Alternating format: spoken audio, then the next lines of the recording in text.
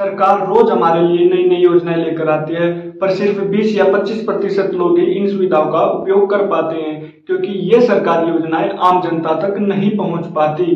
तो नमस्कार दोस्तों, मैं हैप्पी रोहिला स्वागत करता हूं आपके अपने YouTube चैनल DGH4 में।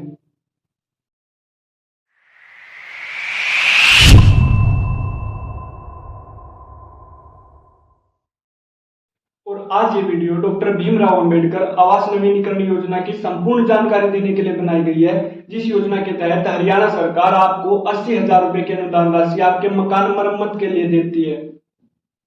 अब हम देख लेते हैं डॉक्टर भीमराव अंबेडकर आवास नवीनीकरण योजना का फॉर्म भरते वक्त कौन कौन से दस्तावेजों की जरूरत है, जिससे आपको हरियाणा सरकार द्वारा दी जाने वाली 80,000 रुपए की अनुदान राशि प्राप्त हो सके। तो पहला दस्तावेज हमारा आता है BPL पीला राशन कार्ड। हमारा पीला राशन कार्ड होना बहुत जरूरी है अगर हमें ये फॉर्म भरना है। दूसरा हमारा दस्तावेज आता है फैमिली आईडी। फैमिली आईडी का होना भी बहुत जरूरी है, बिना फैमिली आईडी के ये फॉर्म बिल्कुल नहीं भरा जाएगा। और फैमिली आईडी में आपकी सालाना आय 1,80,000 रुपये से कम होनी चाहिए।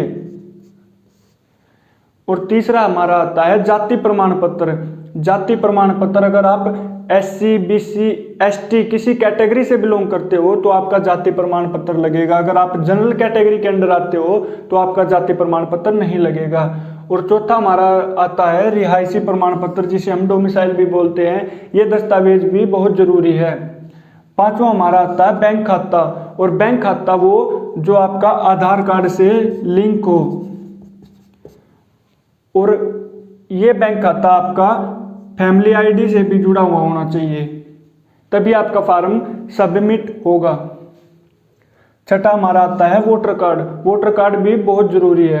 और सातवां हमारा आता है बिजली बिल, पानी का बिल या चूल्हा टैक्स। इन तीनों में से बिजली बिल, पानी का बिल या चूल्हा टैक्स, इन तीनों में से कोई एक दस्तावेज हमारा इस फॉर्म भरते वक्त लगेगा। आठवां हमारा आता है आवेदक के साथ घर की फोटो अंदर बाहर की, यानी कि एक तो आवेदक अपने मुख्य द्वार पर खड़े होकर इस प्रकार फोटो खिंचवाएगा, एक तो ये लगेगी। दूसरी हमारी घर के अंदर जहां ज्यादा टूट फूट हो रखी है वहां पर खड़े होकर एक फोटो वहां की लगेगी।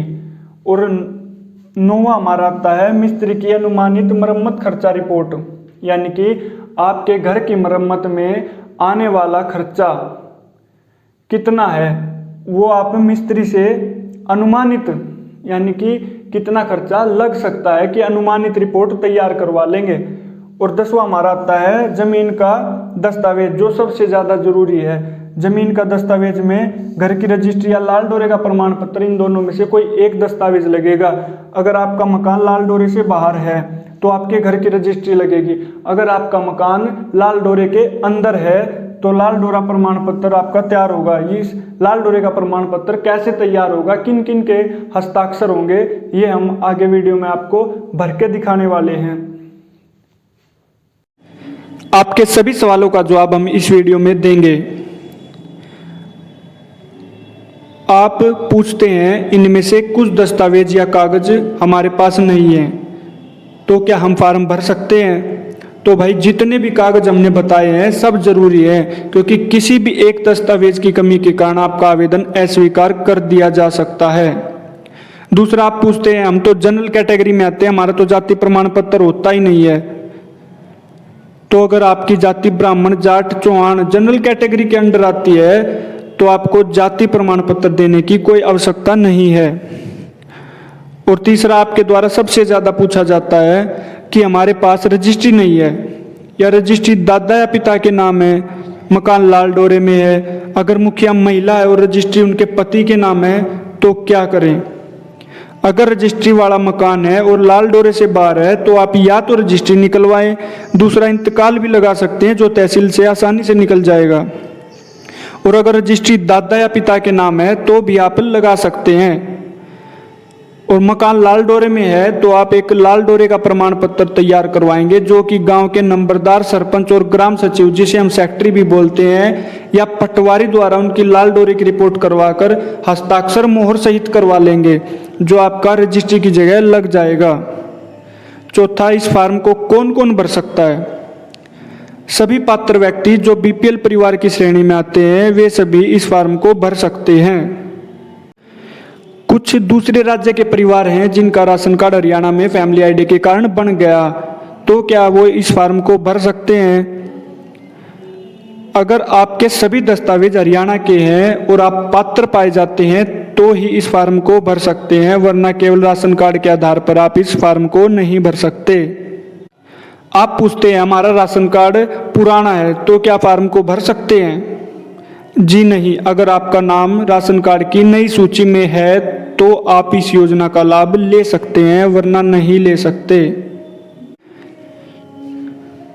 आप पूछते हैं कि हमारा घर पक्का है, बढ़िया बनाया हुआ है, लेंटर डाल रखा है, तो क्या हम भी फॉर्म भर सकते हैं? तो भैया आप इस योजना का लाभ नहीं ले सकते, क्योंकि सरकार के रूल के हिसाब से आपका घर 10-15 साल पुराना बना हो और घर मरम्मत योग्य हो तभी आप इस फॉर्म को भर सकते हैं।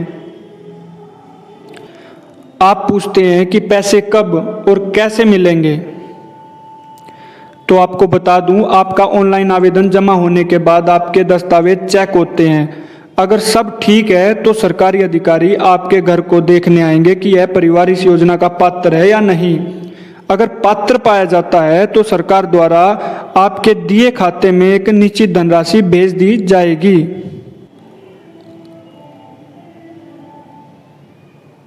आखिरी सवाल है कि परिवार का कोई भी सदस्य इस फॉर्म को भर सकता है या नहीं। तो आपको बता दूं कि परिवार का मुखिया जो आपकी फैमिली आईडी में और राशन कार्ड में मुखिया है, तो उसी के नाम ही फॉर्म भरा जाए तो अच्छा है। और एक जरूरी सूचना यह भी है कि फैमिली आईडी में आपकी कुछ आय भी दर्ज होनी चाहिए और बैंक खाता भी जुड़ा होना चाहिए, तभी आपका आवेदन जमा हो पाएगा।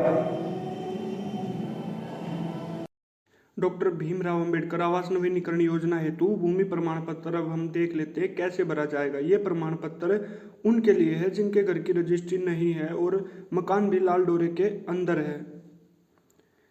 तो सबसे पहले हम अपना नाम यहाँ पर लिखेंगे, फिर अपने पिता का नाम, फिर आपकी जाति, फिर आपके गाँव का नाम, और अगर आप शहर में रहते हो तो आपके वार्ड का नाम, और आपकी तहसील कौन सी लगती है, आपका खंड यानी कि ब्लॉक कौन सा लगता है, आपका जिला। उसके बाद फिर हम नीचे चलते हैं, यहाँ पर प्रार्थी के हस्ताक्षर होंगे, यानी कि जिसके नाम ये फार्म भरा जा रहा है उसके हस्ताक्षर होंगे। फिर यहाँ पर आपके गांव के नंबरदार के हस्ताक्षर होंगे, फिर आपके सरपंच या जिला पार्षद के हस्ताक्षर होंगे, फिर आपके ग्राम सचिव रिपोर्ट यानी कि आपके सेक्रेटरी की, या फिर अगर सेक्रेटरी नहीं है तो पटवारी के हस्ताक्षर यहाँ पे चल जाएंगे। अब दूसरा हम देख लेते हैं ये फार्म कैसे भरा जाएगा। यहाँ पर आपके जिले अधिकारी, जहाँ पर तहसील का कल्याण अधिकारी बैठता है, वहाँ उस जिले का नाम लिखा जाएगा। मरम्मत राशि, कितनी मरम्मत राशि की आपको आवश्यकता है, आवेदक का नाम, आवेदक के पिता का नाम, मुखिया कौन है, आवेदक की जाति, आपकी सालाना आय कितनी है, आवेदक ने पहले विभाग में आवेदन किया था हाँ या नहीं, यानी कि अगर आपने पहले आवेदन किया था तो हाँ लिखे, अगर नहीं किया तो नहीं। यहाँ पर आपका राशन कार्ड नंबर दर्ज कर देंगे, आपका मकान नंबर, मोहल्ला क्या लगता है, आपके गांव का नाम, आपका डाक खाना कहाँ पे, आपकी तहसील, जिला, आवेदक इस समय कहाँ रहता है, तो हम वहीं डालेंगे जहाँ पे घर है हमारा। क्या आवेदक के पास खुद का मकान है, यदि यहाँ तो प्रमाण पत्र साथ लगाएं। आवेदक का खुद का मकान है। क्या आवेदक अपने पास से शेष पूंजी लगा सकता है, हाँ लगा सकता है। क्या आवेदक ने पहले मकान बनाने मरम्मत के लिए अनुदान या किसी भी भाग से ऋण ले रखा है, यानी कि लोन तो नहीं ले रखा आपने मकान बनाने के लिए, तो नहीं लिखेंगे। क्या आवेदक के पास कृषि योग्य भूमि है, अगर आपके पास कृषि योग्य भूमि है तो हाँ लिखेंगे, वरना नहीं लिखेंगे। फिर यहाँ पर आवेदक के हस्ताक्षर, यहाँ पर आपकी दिनांक आ जाएगा, क्या तिथि है जिस दिन आप फार्म भर रहे हैं। एक ये अंडरटेकिंग लगेगी, यानी कि स्वयं घोषणा पत्र, यहाँ पे प्रमाणित किया जाता है कि नाम, आवेदक का नाम, आवेदक के पिता का नाम, आपकी जाति, आपके गांव का नाम, अगर शहर में रहते हो तो वार्ड नंबर, आपकी तहसील, जिला, आपके पास गांव, शहर, वार्ड नंबर, यानी कि जिस भी गांव में आपका मकान है वो खस्ता हालत में है। इसके घर में टॉयलेट भी खस्ता हालत में, ये लिखेंगे। यहाँ पर प्रार्थी के हस्ताक्षर आ जाएंगे और प्रार्थी की सारी डिटेल ये भर दी जाएगी, जैसे नाम आ गया, पिता का नाम आ गया, जाति और पूरा पता आपका। यहाँ पर सरपंच या वार्ड एमसी के हस्ताक्षर हो जाएंगे मोहर के सहित। ये वाला खाना आपको बिल्कुल नहीं भरना, ये खाली रहेगा। अब नीचे ये देख लेते हैं हम मिस्त्री की रिपोर्ट, यानी कि ये सबसे ज़रूरी है कि आपके मकान बनाने में कितना खर्चा आने वाला है, उसकी अनुमानित रिपोर्ट आप अपने मिस्त्री से करवा लेंगे। यहाँ पर प्रार्थी का नाम, प्रार्थी के पिता का नाम, उसकी जाति क्या है, बीपीएल राशन कार्ड नंबर और पूरा पता यहाँ दर्ज कर देंगे। अब देख लेते हैं कि मकान बनाने में हमारा कितना खर्चा, यानी कि मकान की मरम्मत में कितना खर्चा आने वाला है। ईंट हमारी कितनी लगेंगी, उस हिसाब से जितनी ईंट, यानी कि मैंने 8 रुपये की एक ईंट है और हमारे मकान मरम्मत में 3000 रुपये ईंट लगेगी, तो उस हिसाब से हमारे 24,000 रुपये धनराशि हो गई है ईंटों की। फिर हमारी सीमेंट कितनी लगेगी, तो मैंने 460 रुपये का एक कट्टा, यानी कि 50 बैग सीमेंट के लगेंगे, तो 23,000 रुपये की हमारी सीमेंट होगी। रेती कितनी लगेगी, बजरी कितनी लगेगी, क्रेशर कितना लगेगा, आपकी मजदूरी, यानी कि मिस्त्री को मिलाकर और मजदूर को मिलाकर आपकी कितने दिन की दिहाड़ी कितनी भी बनती है वो लिखेंगे। अन्य में क्या आएगा, अन्य में हमने सरिया डाल दिया कि भाई हमारे घर में सरिया भी लगेगा और टाइल भी लगेगी, जैसे शौचालय वगैरह में कुछ या फिर कहीं पे टाइल लगानी है तो हमारी टाइल भी लग जाएगी। फिर आ जाएगा आपका टोटल कितना बन गया, हमारा टोटल बन गया 87,300 रुपये। उसके बाद हम वार्ड एमसी या सरपंच के हस्ताक्षर करवा लेंगे, साथ में यहाँ पर देख लेंगे कि मिस्त्री के भी हस्ताक्षर होने हैं। मिस्त्री के भी हस्ताक्षर होंगे, जिसने आपका ये एस्टीमेट बना के दिया है, उसके पिता का नाम, मिस्त्री के पिता का नाम आने के बाद उसका पता, मिस्त्री कहाँ का रहने वाला है। तो इस फार्म को हम भर लेंगे और जमा करवा देंगे।